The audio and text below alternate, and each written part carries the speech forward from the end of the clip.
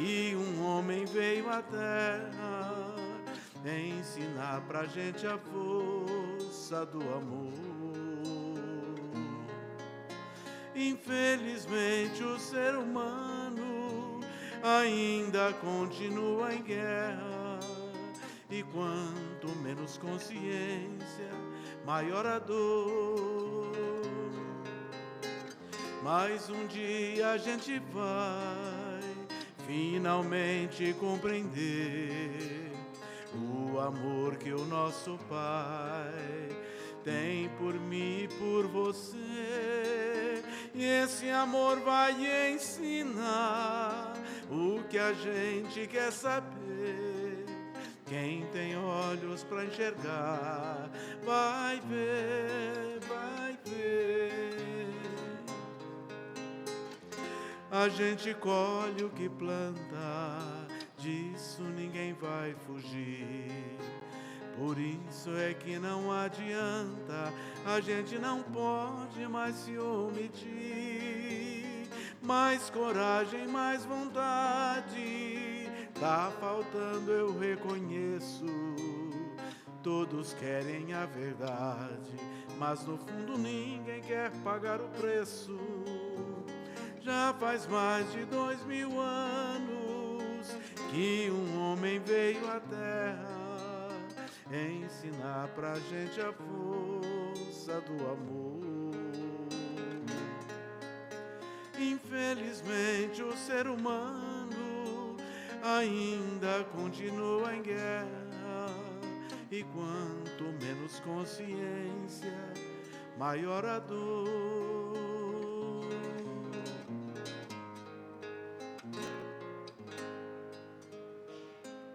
Beleza, tá bom.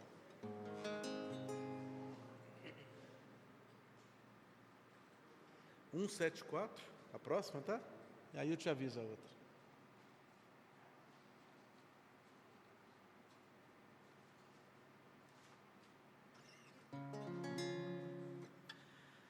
Muito boa noite. Agora para os encarnados. Boa noite. Melhorou. Gente, é uma alegria renovada, um prazer. A gente olha para o rosto de cada um assim. Claro, vocês estão olhando para o rosto da gente também. O problema só muda o endereço. Todos os temos, graças a Deus. Engraçado que a gente só vê, graças a Deus, depois que a gente passa. Não é? No meio, eu ouvi uma questão essa semana dizendo assim, no meio da fervura, diz assim, meu Deus, por que eu? Por que comigo? A resposta é outra pergunta, por que não eu? Por que não comigo? Eu sou melhor que ninguém.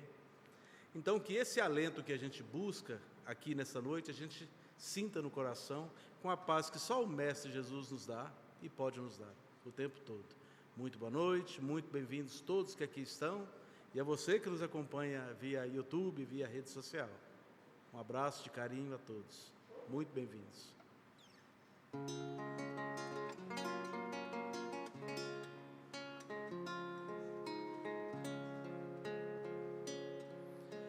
Deus está aqui nesse momento, Sua presença é real em meu viver.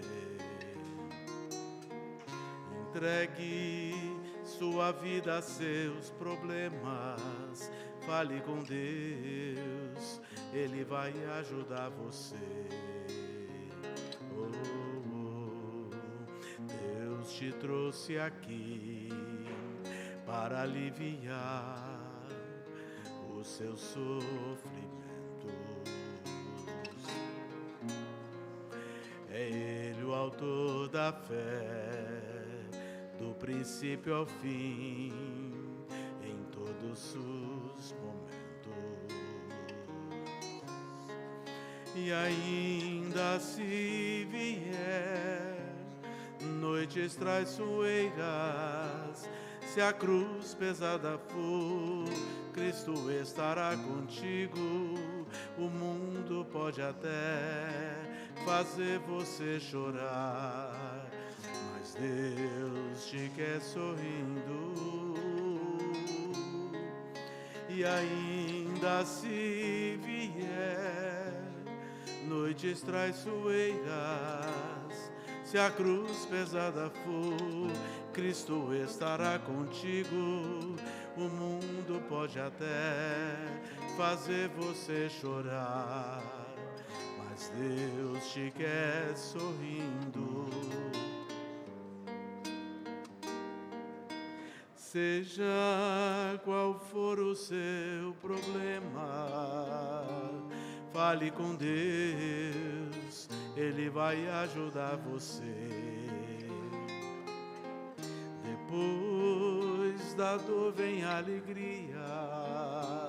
Deus é amor e não te deixará sofrer.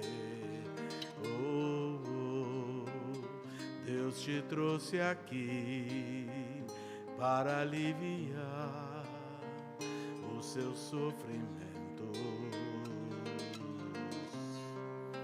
É Ele o autor da fé, do princípio ao fim, em todos os momentos. E ainda se vier noites traiçoeiras, se a cruz pesada for, Cristo estará contigo. O mundo pode até fazer você chorar, mas Deus te quer sorrindo. E ainda se vier noites traiçoeiras, se a cruz pesada for, Cristo estará contigo.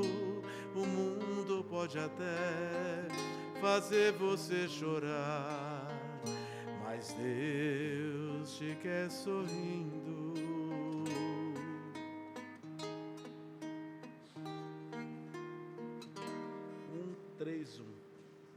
1, 3, 1.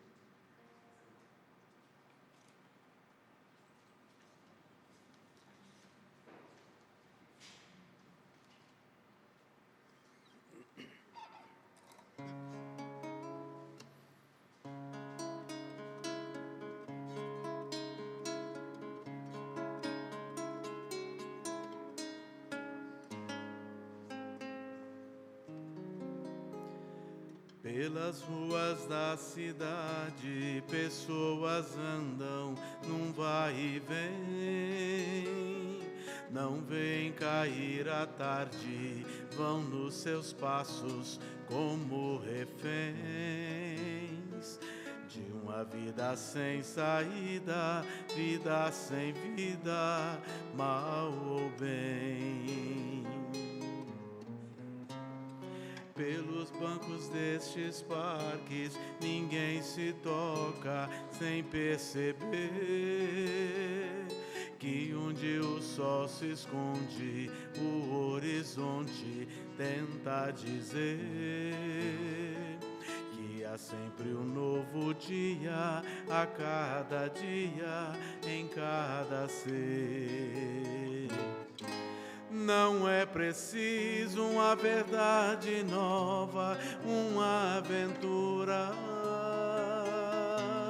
para encontrar nas luzes que se acendem um brilho eterno e dar as mãos e dar de si além do próprio gesto. Descobri feliz que o amor esconde outro universo.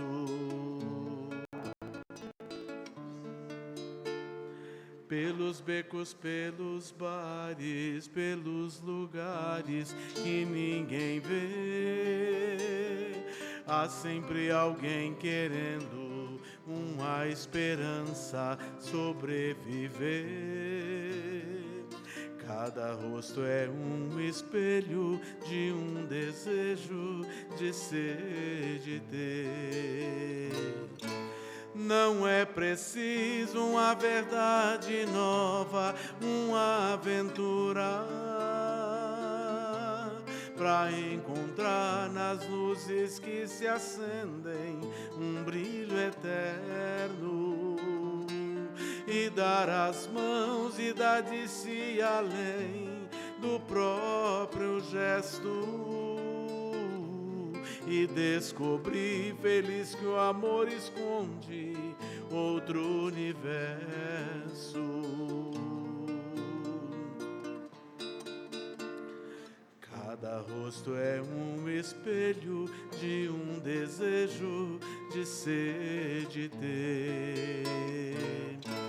Talvez, quem sabe, por esta cidade passe um anjo e por encanto abra suas asas sobre os homens e dê vontade de se dar aos outros sem medida, na qualidade de poder viver a própria vida.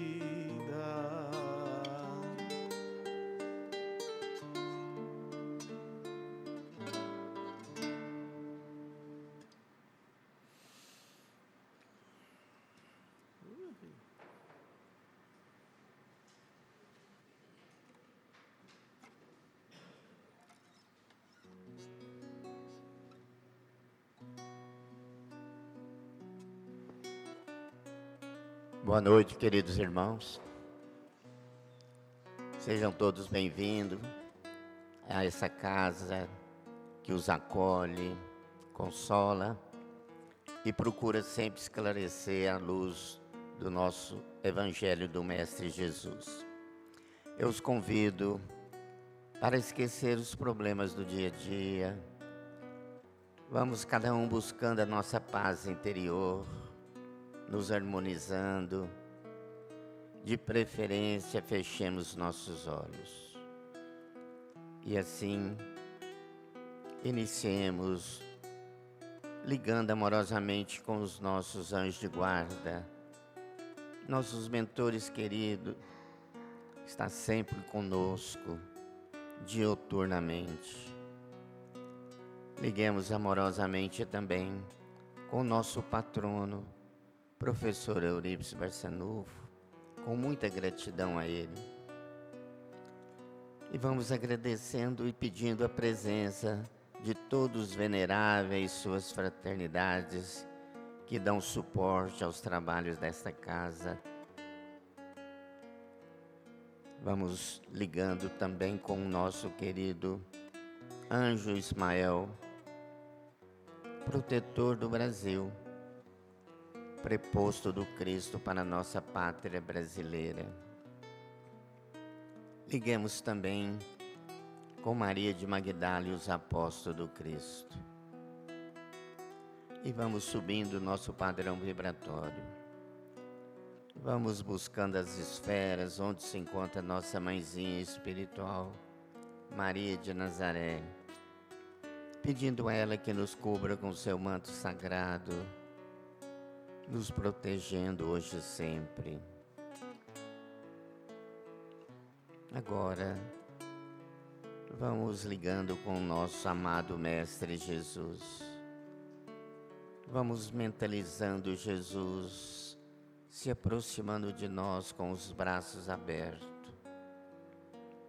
com muita luz, com muito amor.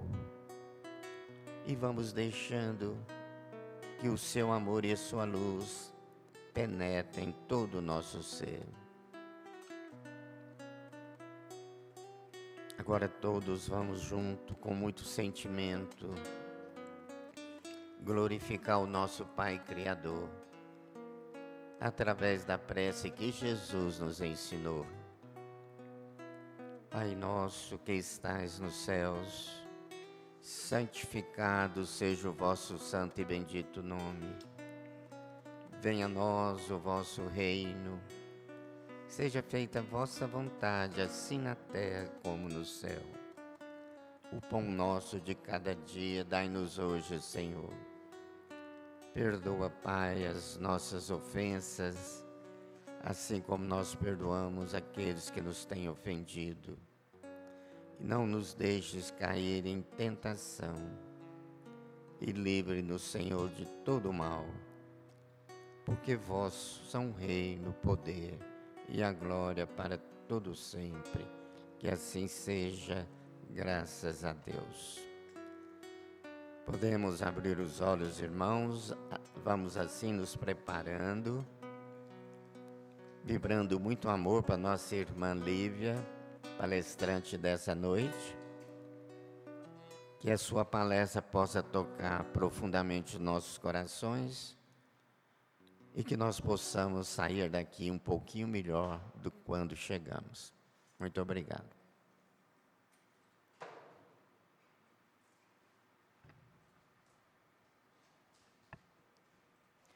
Bom, boa noite a cada um de vocês. É com muito carinho que nós preparamos esse tema. E a primeira mensagem que a gente gostaria de trazer é transformar esse tema num questionamento. E a grande pergunta é: aquele que se eleva será rebaixado? Mas para cada um de nós, qual que é o sentido dessa expressão? E o que será que Jesus, e aí existem várias interpretações, mas a gente vai tentar trazer alguma delas, ou algumas, né? O que será que Jesus quis dizer com essa afirmação? No nosso dia a dia, nós encontramos muitas vezes, ou nos posicionamos assim, sendo ofendidos, desrespeitados, agredidos. E será que nessa posição eu tenho que me comportar da mesma forma? Será que eu tenho que agredir, que ofender, que desrespeitar no mesmo nível em que eu fui agredido? E uma outra postura que é muito comum é a gente se colocar não no lugar de superioridade, mas num lugar de inferioridade, onde a gente se sente tão pequenininho, a gente não se sente merecedor das alegrias da vida, a gente às vezes carrega um complexo de culpa como uma grande mala nas costas. E ainda refletindo sobre essa pergunta, a gente começa a se questionar no nosso dia a dia, no nosso trabalho, na nossa família. Eu estou lá no trânsito, daí tem uma confusão ou um conflito, alguém buzina, e o que eu faço agora? Eu buzino mais alto ou eu não buzino? Qual que seria, então, o que a gente considera como a postura ideal? Às vezes a gente pode até se perguntar, né? Se Jesus estivesse no meu lugar, com o nível provacional que eu tenho, com a família, com o trabalho, qual postura ideal Jesus teria? E assim que a gente vai lendo sobre a trajetória dele, a gente vai percebendo ao longo da história que Jesus também, de alguma forma, se sentiu em muitos momentos ofendido, agredido, desrespeitado. Mas o que a gente consegue perceber lendo as passagens e parábolas e textos sobre ele é que em qualquer situação ele tinha uma postura de muita firmeza, uma postura de muito respeito. Dado o seu grau evolutivo, muitas vezes só a presença dele, ou até mesmo o seu olhar, já conseguia, né, libertar muitos corações ali presentes. Mas algo muito comum que a gente consegue observar nas passagens é que Jesus, em qualquer decisão que ele precisava tomar, ele não se sentia superior e nem inferior a ninguém. Mas essa decisão ele sempre tomava com muita amorosidade, com muita sabedoria. Caminhando um pouquinho, a gente vai buscar o auxílio do Evangelho segundo o Espiritismo, de Kardec e a espiritualidade maior, para entender sobre esse tema, aquele que se eleva será rebaixado.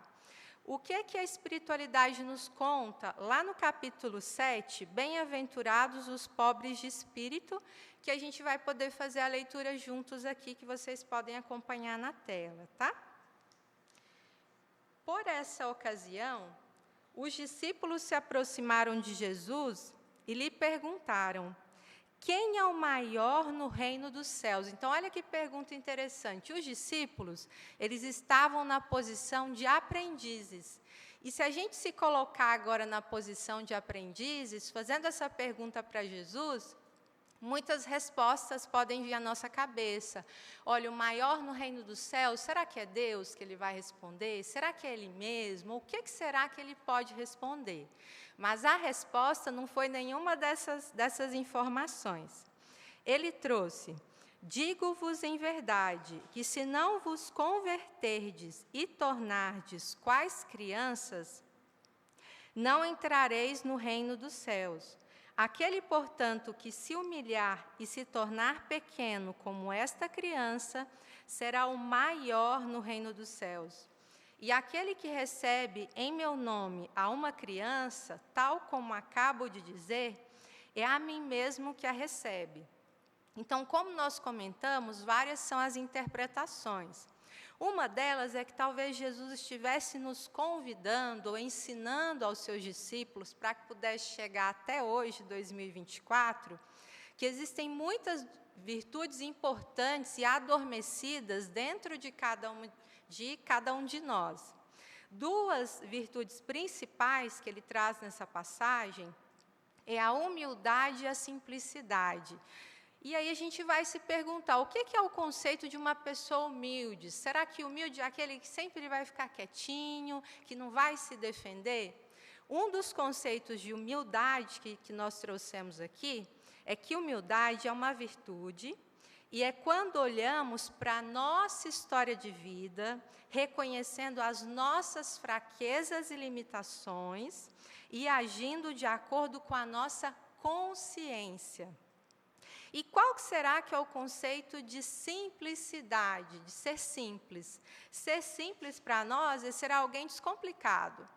Vamos imaginar que vai alguém tomar um café na nossa casa, a gente não conhece muito bem a pessoa e a gente quer agradar essa pessoa. Então, a gente fica dias, semanas preparando uma mesa, um banquete lindo, e quando a pessoa senta lá, ela tem várias opções para escolher, mas, dada a sua simplicidade, né, como ela é muito descomplicada, ela vai dizer assim, só o pãozinho com manteiga, o cafezinho, a sua companhia, eu já me sinto feliz. Então, simplicidade é quando, de alguma forma, a gente descomplica a vida.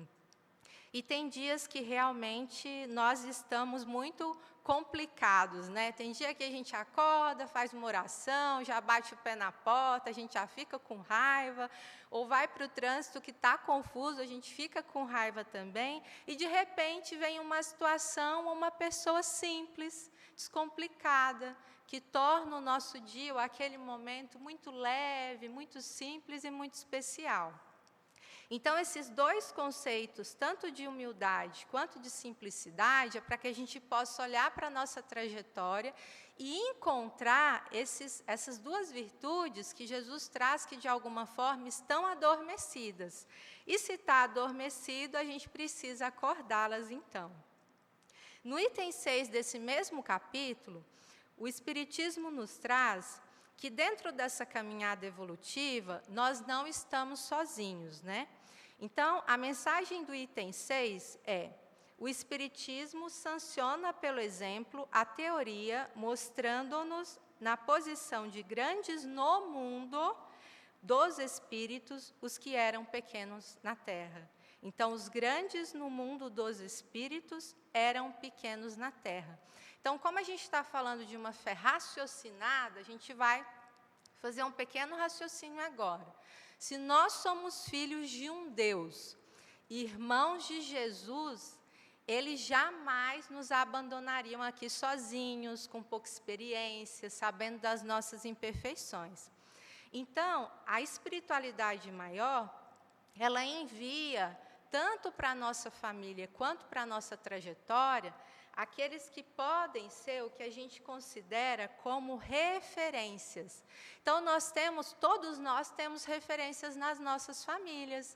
Talvez a gente não tenha até conhecido, né, mas nós temos os nossos pais, os nossos avós, que se a gente sentar para tomar um café com eles, a gente vai perceber que cada um deles já teve um sonho, já teve medo ou tem medo, teve uma história de vida, teve um grande amor. Então, são pessoas que trilharam um caminho para que a gente pudesse estar aqui hoje.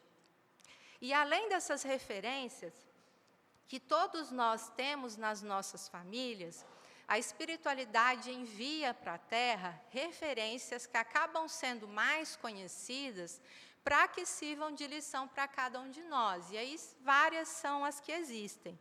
Mas a gente gostaria de apresentar ou reapresentar para vocês algumas referências descritas na obra de Chico, na época como encarnado, médium, que psicografou a mensagem, e também uma obra de Emmanuel, que como espírito foi ele quem ditou a mensagem. É a obra do Paulo e Estevão. Tem um videozinho nas mídias sociais que o Chico explica como que ele escreveu esse livro, como que ele escreveu essa obra. Então, lá ele conta que foram muitos anos para poder escrever. Ele realmente fazia isso nos poucos intervalos que ele tinha. Então, vez ou outra, ele costumava chegar do trabalho em torno de 5h15, 5h20 da tarde, tomava ali um chá, se alimentava, ia para o quarto e já iniciava as atividades, indo parar só em torno de 1h30, 2h. E ele tinha que receber a mensagem, passar a limpo e datilografar, que é o nosso atual digitar. Então, é uma obra complexa, uma obra rica, que a gente não vai conseguir apresentar ela aqui na íntegra, a gente vai apresentar apenas um recorte para que a gente possa, então, relacionar esses personagens aqui apresentados com o tema da palestra aqui hoje. Os principais personagens que a gente tem são esses aí apresentados para vocês. Vocês estão vendo uma barrinha, porque no caso de Gesiel, tempos depois na história, ele passa a se chamar Estevão, e Saulo, tempos depois, passa a se chamar Paulo. Mas do que se trata essa obra? Então, essa obra ela fala do cristianismo primitivo, pós-morte de Jesus. Então, mais ou menos, foi entre o período 34 depois de Cristo a 64 depois de Cristo, que conta a história de dois irmãos, aí apresentados para vocês inicialmente, como Gesiel e Abigail. O livro conta que eles perderam seus pais biológicos. Gesiel tinha em torno de 25 anos, Abigail em torno de 18. Só que Gesiel, por uma situação que ocorreu, ele acabou se tornando um escravo. E Abigail, sem família, acabou ficando sozinha, então eles se afastaram, e um não teve mais notícia do outro. Mas a semelhança entre esses dois irmãos é que eles eram almas que a gente considera como almas afins. Eles tinham dentro dele uma amorosidade, uma certeza de quem eles eram, que por onde eles passassem, eles acabavam sendo uma referência, um exemplo de amor à vida para outras pessoas. Falando um pouquinho desse primeiro personagem, Gesiel, a gente vai entender que, como escravo, ele passou a ser um exemplo para outros colegas que ali estavam mais revoltados, irritados com a condição de vida. Certa vez, passou por lá um romano de natureza política que se chamava Sérgio Paulo. Sérgio Paulo, ele adoeceu gravemente, porque na época existiam muitas pestes, muitas doenças infecto-contagiosas, e que muito pouco se sabia sobre prevenção, cura, tratamento. E eles escolheram Gesiel, dada a sua amorosidade em tudo que ele fazia, ele realmente florescia onde ele estivesse. E ele cuidou desse nobre, desse patrício, Sérgio Paulo, com muito carinho, com muito cuidado. E ali eles formaram um laço de amizade. Tempos depois, esse nobre se curou, só que o Gesiel ficou adoecido. E como esse nobre tinha um laço de muita amorosidade por ele, escolheu libertá-lo. Então, Gesiel, liberto, mas ainda muito doente, foi, por situações que só a espiritualidade maior consegue explicar, parar no que a gente conhece como Casa do Caminho, que o livro traz como caminho. Nessa Casa do Caminho, era uma casa pertencente a Simão Pedro, que é o mesmo Pedro, discípulo de Jesus, que transformou a sua casa no que hoje a gente conhece mais ou menos como hospital. Então, nessa casa do caminho, ele começou a receber crianças, adolescentes, idosos, homens e mulheres que estavam adoecidos não só fisicamente, mas moralmente. Naquele local, Estevão passou a conhecer um Jesus, porque ele não conheceu Jesus pessoalmente. Então, através das falas de Simão Pedro e de outros companheiros, ele começou a conhecer esse Jesus e começou a se encantar por ele. E começou, então, a fazer as pregações na época. Saindo um pouquinho do Gesiel, a gente chega na irmã dele, que é a Abigail. A Abigail, extremamente doce, extremamente amorosa. Ela passa a ser adotada por um casal, que é Ruth e Zacarias, né? Eles tinham perdido o filho deles também. E por explicações que só a espiritualidade consegue dar, ela acaba ficando noiva de Saulo. O Saulo ele era considerado na época como um doutor da lei, um patrício, e o livro traz que ele tinha um temperamento apaixonado e indomável. Ele tinha muito conhecimento sobre as leis mosaicas, mas um conhecimento ainda muito enrijecido. Assim que ele ficou noivo de Abigail, ele soube da história, ele combinou com a Abigail que ia ajudar a procurar o grande companheiro dela, o grande irmão biológico dela, que era Gesiel. Só que tem um ponto do livro, que a gente vai contar para vocês agora, que esse Gesiel, para que ele não fosse preso novamente, ele acabou mudando de nome. O Simão Pedro falou para ele, olha, para que você não seja preso, o seu nome não vai mais ser Gesiel. Eu vou adotar você e você vai passar a se chamar Estevão. Por isso que aí na tela tem uma barrinha, tá? Porque Gesiel passa a ser Estevão. Só que isso que a gente sabe, o Saulo, que era o noivo da Abigail, não sabia. Ele não sabia que Estevão era o seu cunhado ou o irmão do grande amor da sua vida. Quando ele chega naquela região, sem saber do parentesco de Estevão com a Abigail, ele começa a ficar muito irritado com as falas de Estevão, porque Estevão fazia as suas pregações e ajudava no que na época eles conheciam como curas ou milagres frente às pessoas. Porém, o Saulo, ele tinha um temperamento muito forte, muito enrijecido, e ele olhava para Estevão com toda a sua simplicidade e humildade e queria fazer confrontos de conhecimento. Só que nesses confrontos, Saulo sempre perdia, porque Estevão não tinha só o conhecimento, ele tinha um processo evolutivo, né, muito grande, então só a sua presença, só o seu olhar já gerava um magnetismo ali naquele local, frente às pessoas que estavam ali. E com o passar do tempo, Saulo começou a perseguir cada vez mais Estevão e começou a perseguir cada vez mais os cristãos. Porém, o livro traz que Abigail era a única pessoa que conseguia enxergar no seu noivo Saulo, lá nas profundezas da sua alma, que existia um espírito ali muito generoso, de uma grandiosidade, que nem mesmo ele, Saulo, conseguia se enxergar. Com o passar do tempo, os embates foram ficando piores e Estevão, ele acabou sendo castigado. Naquela época, um dos castigos era o apedrejamento da pessoa até a morte. Isso aconteceu. Só que antes do Estevão ser apedrejado, Saulo, ainda querendo se sentir melhor que Estevão, faz uma pergunta para ele, para que ele pudesse desistir desse Jesus.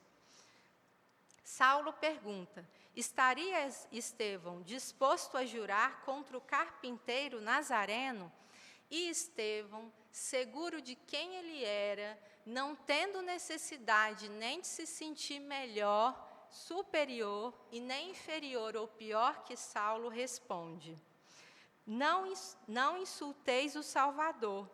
Nada no mundo me fará renunciar à sua tutela divina. Morrer por Jesus significa uma glória. Quando sabemos que ele se imolou na cruz pela humanidade inteira. E nesse momento, né, o orgulho, a vaidade de Saulo ficaram ainda mais fragilizados. E aí se inicia esse apedrejamento, esse castigo, só que antes de Estevão morrer, chega a sua querida e amada irmã, que procurou por ele durante anos, Abigail. E naquela confusão, a gente tem os 3 personagens aí da tela, frente a frente.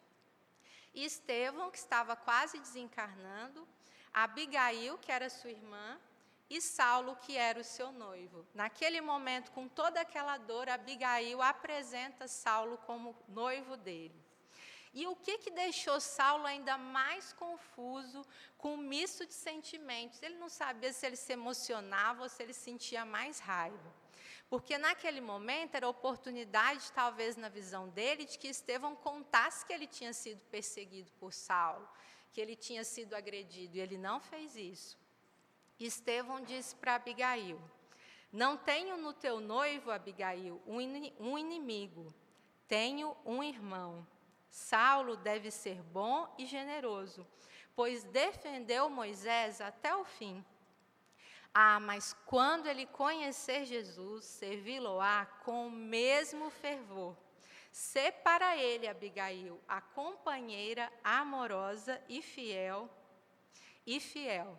E aí a gente termina o recorte dessa parte do livro que a gente fez, mas fica o convite para quem não leu a obra, para que possa, no desenrolar, perceber a transformação de Saulo nesse personagem tão conhecido entre nós, que é Paulo de Tarso, ou Paulo o apóstolo.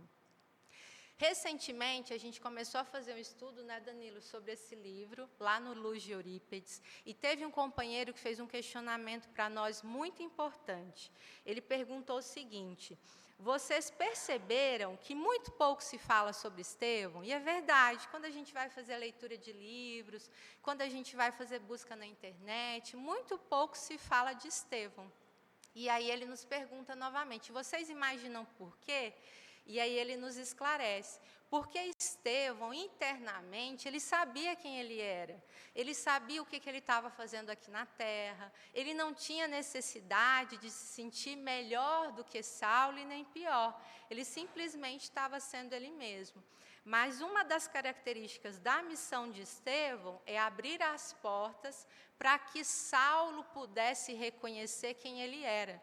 Porque como Saulo não sabia quem ele era, ele ainda tinha necessidade de se sentir grande entre os homens.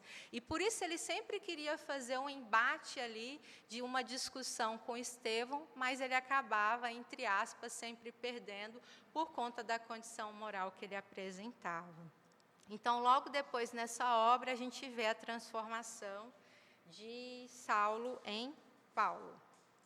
E daí a gente começa a se perguntar de que forma que o tema dessa palestra, aquele que se eleva será rebaixado, vai poder ser aplicado no meu dia a dia, de que forma que eu posso aplicar ele na minha vida.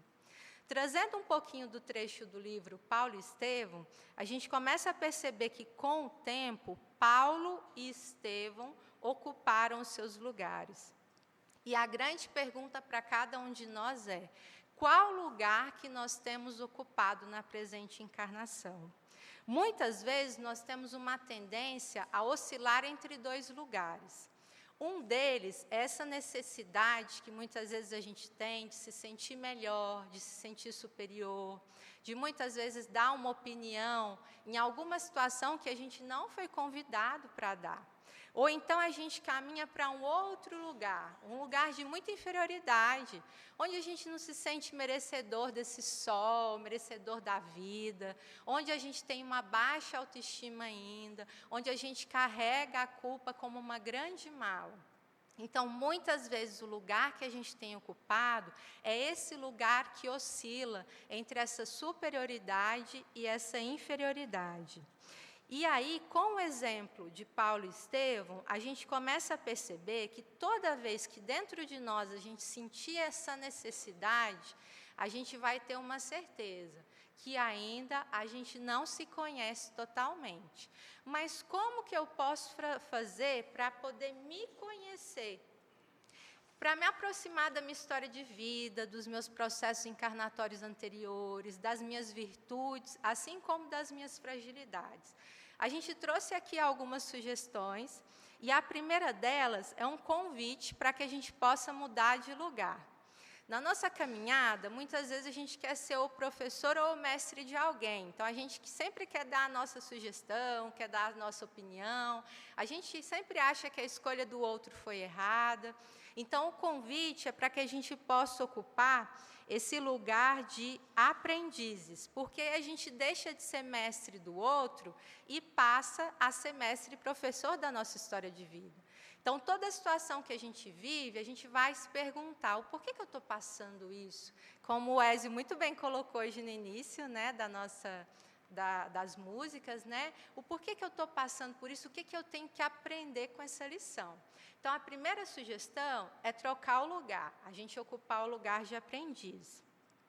A segunda sugestão é entender que nós vivemos um progresso espiritual, então a gente precisa ter muita generosidade e muita paciência com a gente mesmo, porque às vezes a gente estando num progresso, a gente quer dar saltos, né? E os estudiosos já nos ensinaram que a natureza não dá salto. Então a gente precisa subir de degrau a degrau, tem dias que a gente vai querer sentar no meio do caminho, sentar na pedra, chutar a pedra, mas o importante é que a gente continue entendendo que a gente está vivendo um progresso espiritual. A outra sugestão é a questão do autoconhecimento, né? Hoje a gente tem várias formas de se autoconhecer. Uma ideia é que quando a gente fala de interior, da nossa história interior, a gente, para se conhecer melhor, a gente pode convidar alguém que caminha por essas terras interiores com muita delicadeza, porque às vezes se for uma pessoa mais agressiva, a gente vai se sentir machucado. Então a gente pode convidar alguém que a gente tem muita afinidade, que pode ser um amigo, pode ser um conhecido, pode ser um ente querido, e perguntar para essa pessoa, e aí, me conta, como que eu sou no dia a dia? Qual que é a sua visão? Como que eu me comporto quando eu estou com raiva? Quais as expressões verbais e corporais que eu utilizo? E essa pessoa, com muita delicadeza, vai poder te dizer como você é. E muitas vezes a gente se surpreende, porque a gente não imaginava que a gente tinha aquele tipo de postura, de reação ou comportamento. E o número 4, que a gente trouxe como sugestão, é utilizar os recursos visando o nosso equilíbrio físico e espiritual. Então, sempre que eu sentir necessidade de buscar um profissional da saúde para cuidar das minhas emoções, para cuidar do meu corpo físico, ou fazer parte de uma igreja, de um templo religioso, em que eu preciso conversar com alguém, passar por um atendimento fraterno, ou receber o que a gente conhece muitas vezes como água benta, ou água fluidificada, e até a prece, que é essa conversa com esses espíritos superiores, né, que nos protegem, são estratégias que a gente pode utilizar. Então, posição de aprendiz, ter paciência porque a gente está progredindo espiritualmente, o autoconhecimento e aproveitar esses recursos disponíveis que a gente tem aqui. E caminhando para o fechamento das reflexões da noite de hoje, a gente queria trazer uma mensagem dos nossos companheiros Chico e Emmanuel, do livro Da Esperança, em que a gente vai poder acompanhar a leitura, que diz assim: para cumprir a missão que nos cabe, não são necessários um cargo diretivo, uma tribuna brilhante, um nome preclaro ou uma fortuna de milhões.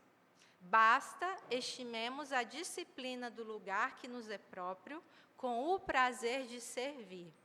O convite aqui hoje é que possamos florescer independente do local que a gente esteja. Então, muitas vezes, o trabalho que eu estou hoje não é o trabalho que eu gostaria de estar. Eu não sei se eu vou ficar aqui um dia, um mês, um ano ou vários anos. Mas, enquanto eu estiver nesse trabalho, que eu seja o meu melhor. Porque, quando eu sair daqui, as pessoas vão sentir saudade de mim.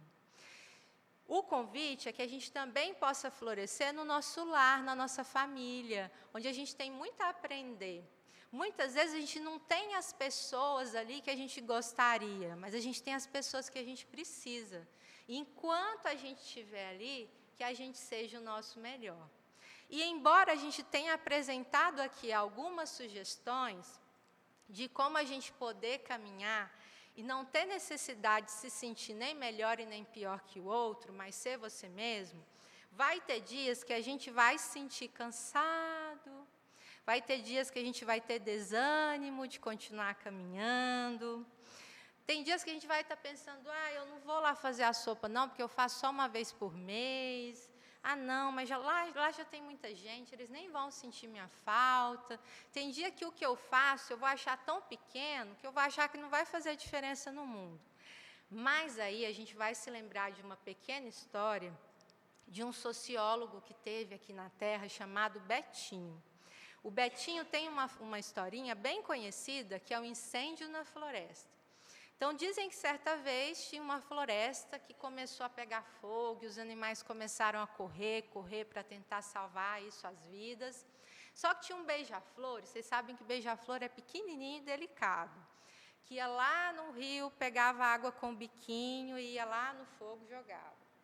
Ia lá no rio, pegava água com o biquinho, ia lá no fogo e jogava. Aí vem o leão, né? O leão que é o considerado como o rei da floresta. Ele fica intrigado, para e resolve perguntar: beija-flor, você acha que você vai conseguir apagar o incêndio dessa floresta inteira?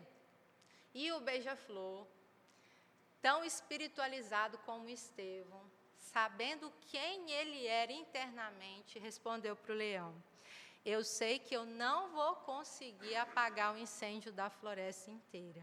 Eu estou simplesmente fazendo a minha parte. Então, quando surgir esse desânimo, quando surgir esse cansaço, que a gente possa se lembrar de Estevão, que a gente possa se lembrar desse pequeno beija-flor que estava fazendo a parte dele. Então, independente do lugar que a gente for estar, que a gente possa florescer. Nem se sentir melhor, mas também não se sentir pior que o outro. Ter a certeza de quem nós somos. Às vezes, florescendo, a gente não vai ter as cores e tonalidades que algumas pessoas gostem. Ou não vai ter o perfume que algumas pessoas gostem. Mas a gente vai estar ali, de alguma forma, fazendo a nossa parte. E quando a espiritualidade chegar próximo de nós, ela vai perceber, então, que a gente está simplesmente tentando ser a nós mesmos a cada dia. E assim a gente encerra as nossas reflexões de hoje.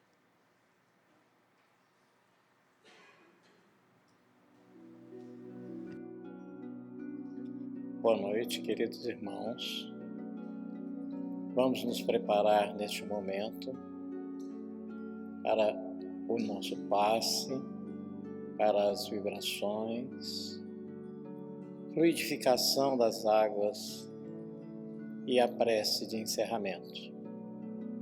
Eu convido a todos para fecharmos os olhos, ficando assim desta forma mais serenos, mais tranquilos. E vamos também acalmando nossos pensamentos. Vamos sentindo a energia do ambiente.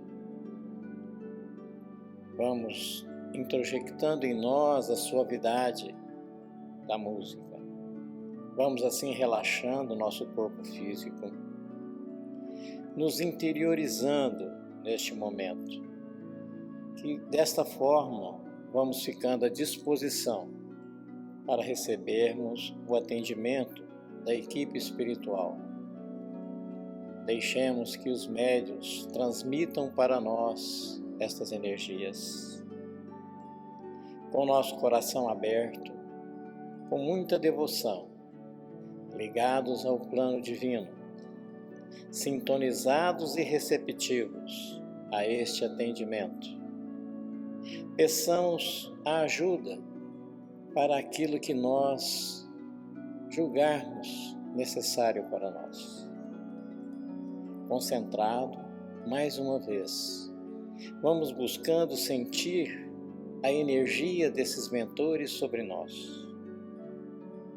E vamos pedindo a projeção do amor do nosso Divino Mestre Jesus e de Maria Santíssima, nos envolvendo neste momento da cabeça aos pés, para que desta forma facilitemos o atendimento das equipes espirituais.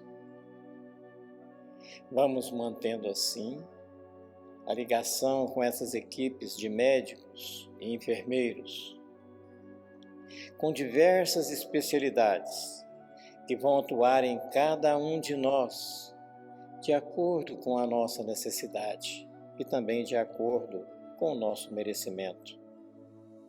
E agindo assim desta forma, em nosso corpo físico e também sobre o nosso perispírito.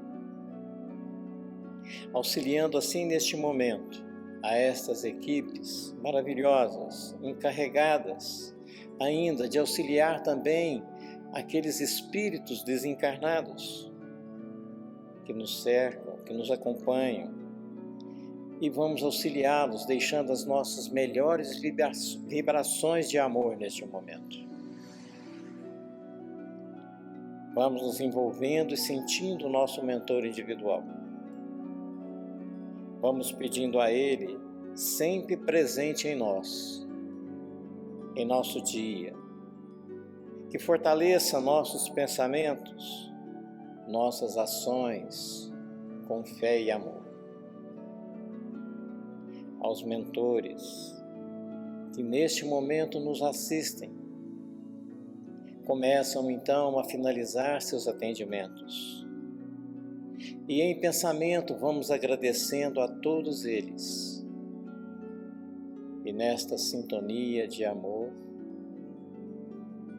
vamos solicitar a esses mentores, ao Dr. Bezerra de Menezes, que fluidifiquem nossas águas, colocando nela os elementos necessários aos nossos mares físicos, mentais e espirituais. E neste momento ainda de união, de fé, de agradecimento, vamos vibrando por toda a fraternidade universal, pelo nosso Brasil, vibrando também por todas as nações, pelos nossos irmãos que estão em grandes dificuldades, pelas doenças, pela guerra. E vamos vibrar também por todos os dirigentes de todos os países, para que eles possam abrir seus corações para o bem da humanidade, colocando em suas ações o amor do Mestre Jesus. E ainda assim, agradecidos por todo este momento, vamos agradecendo mais uma vez a esses mentores, finalizando o passe, nossas vibrações deste encontro. Pai nosso que estais nos céus, santificado seja o vosso nome. Venha a nós o vosso reino, seja feita a vossa vontade, assim na terra como no céu. O pão nosso de cada dia nos dai hoje. Perdoai as nossas ofensas, assim como nós perdoamos a quem nos tem ofendido. Não nos deixeis, Senhor, cairmos em erros e tentações. Livrai-nos da prática e de todos os males, pois sois vós toda a energia de amor sobre todos nós. Que assim seja. Obrigado a todos.